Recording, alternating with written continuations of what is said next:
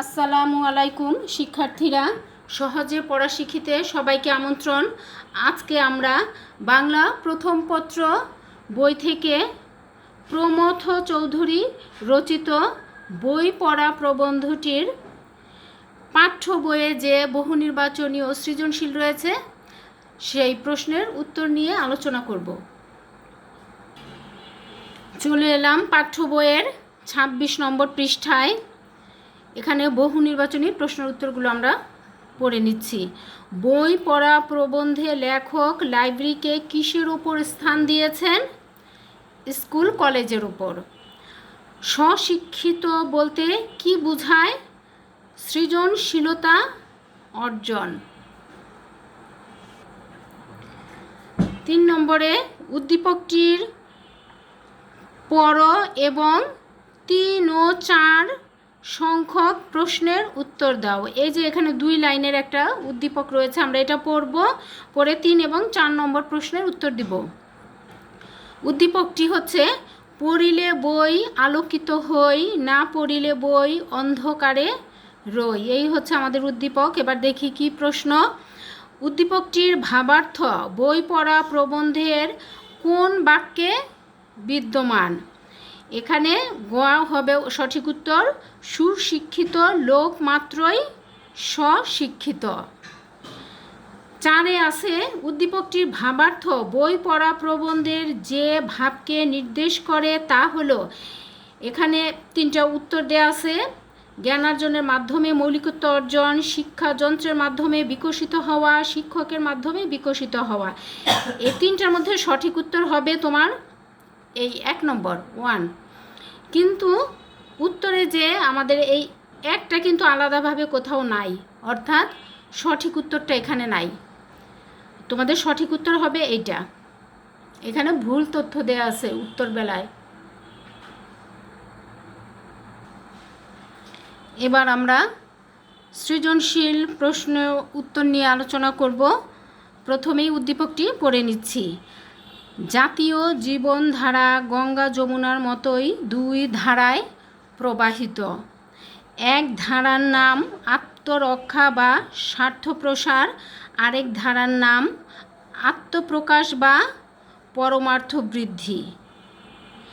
একদিকে যুদ্ধবিগ্রহ, মামলা ফ্যাসাদ প্রভৃতি কদর্য দিক, অপরদিকে সাহিত্য, শিল্প, ধর্ম প্রভৃতি কল্যাণপদ দিক। একদিকে শুধু কাজের জন্য কাজ, অপরদিকে আনন্দের জন্য কাজ। একদিকে সংগ্রহ, আরেকদিকে সৃষ্টি। যে জাতি দ্বিতীয় দিকটির প্রতি উদাসীন থেকে শুধু প্রথম দিকটির সাধনা করে, সে জাতি কখনো উঁচু জীবনের অধিকারী হতে পারে না। এই হচ্ছে আমাদের উদ্দীপক। এবার দেখব এর আলোকে প্রশ্নের উত্তর আমরা আলোচনা করব। কয়ের প্রশ্ন, ভারেও ভবানী অর্থ কী? ভারেও ভবানী অর্থ হলো রিক্ত বা শূন্য, কোনো কিছুই নাই এমন। ক্ষয়ের প্রশ্ন, অন্তর্নিহিত শক্তি বলতে কি বোঝানো হয়েছে? বই পড়া প্রবন্ধে প্রাবন্ধিক মোতাহের হোসেন অন্তর্নিহিত শক্তি বলতে মানুষের আত্মিক শক্তিকে বোঝাতে চেয়েছেন। মানুষের ২ রকমের শক্তি আছে, যথা দৈহিক শক্তি ও আত্মিক শক্তি। আত্মিক শক্তির মাধ্যমে মানুষ তার আত্মাকে উদ্বোধিত করে নিজের মন নিজে গড়ে তোলে। আর এই আত্মিক শক্তি যেহেতু মানুষের অন্তর্নিহিত সকল প্রচ্ছন্ন শক্তিকে, ঢেকে রাখা শক্তিকে, ঘুমন্ত শক্তিকে প্রকাশ করে, তাই একে অন্তর্নিহিত শক্তি বলা হয়। মূলত বই পড়া প্রবন্ধে অন্তর্নিহিত শক্তি বলতে মানুষের আত্মিক শক্তিকেই বোঝানো হয়েছে। সুপ্ত যে মানুষের প্রতিভা, সেটাকেই এখানে বোঝানো হয়েছে। গ নম্বর প্রশ্ন, উদ্দীপকে বর্ণিত প্রথম দিকটি বই পড়া প্রবন্ধের যে দিকটিকে ইঙ্গিত করে তা ব্যাখ্যা করো। এই যে উদ্দীপকে প্রথম দিক আছে আমাদের, সেটা কিভাবে বই পড়া প্রবন্ধের দিকটিকে ইঙ্গিত করেছে সেটা আমাদের লিখতে বলা হয়েছে। উদ্দীপকে বর্ণিত প্রথম দিকটি বই পড়া প্রবন্ধের ফুটে ওঠা অর্থচিন্তার দিকটিকে ইঙ্গিত করেছে। মানুষের জৈবিক যে চাহিদা তাকে ইঙ্গিত করা হয়েছে। বই পড়া প্রবন্ধে প্রাবন্ধিক সাহিত্য চর্চার গুরুত্ব সম্পর্কে আলোকপাত করেছেন, আর তা করতে গিয়ে তিনি সাহিত্য চর্চার ক্ষেত্রে আমাদের অন্য গ্রহের কারণও বর্ণনা করেছেন। তিনি লক্ষ্য করেছেন আর্থ সামাজিক কারণে আমাদের দেশের মানুষ সুকুমার বৃত্তির তুলনায় অর্থনৈতিক চিন্তাকেই প্রাধান্য দেয় বেশি, আর এ দিকটি আমাদের মানসিক বিকাশের প্রধান অন্তরায়, মানসিক বিকাশে বাধা হয়ে দাঁড়ায়। উদ্দীপকে আমাদের সার্বিক জীবনধারাকে দুইটি দিকে ভাগ করা হয়েছে। প্রথম দিকটি হলো আত্মরক্ষা বা স্বার্থ প্রসার। এ দিকটি মূলত ব্যক্তি স্বার্থকে প্রাধান্য দিচ্ছে। এর ফলে যুদ্ধ বিগ্রহ, মামলা ফ্যাসাদের মতো অনাকাঙ্ক্ষিত ঘটনা ঘটে থাকে। একইভাবে বই পড়া প্রবন্ধের প্রাবন্ধিকও আনন্দময় বিষয়ের পরিবর্তে মানুষের মন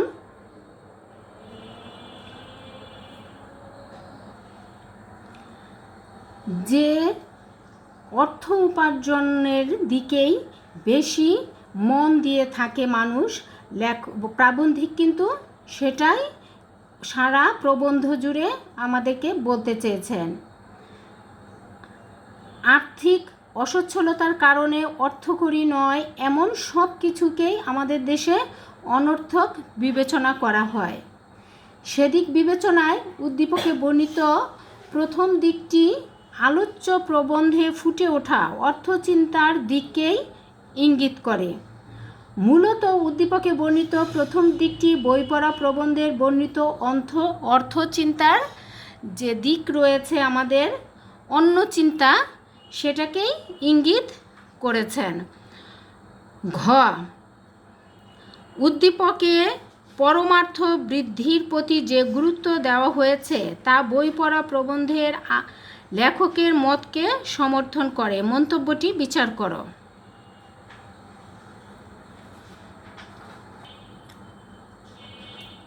বই পড়া প্রবন্ধে প্রাবন্ধিক সাহিত্য চর্চার মাধ্যমে মানুষের আত্মার বিকাশকে প্রাধান্য দিয়েছেন, তেমনি উদ্দীপকেও বর্ণিত পরমার্থ বৃদ্ধির দিকটিকে সমর্থন করে।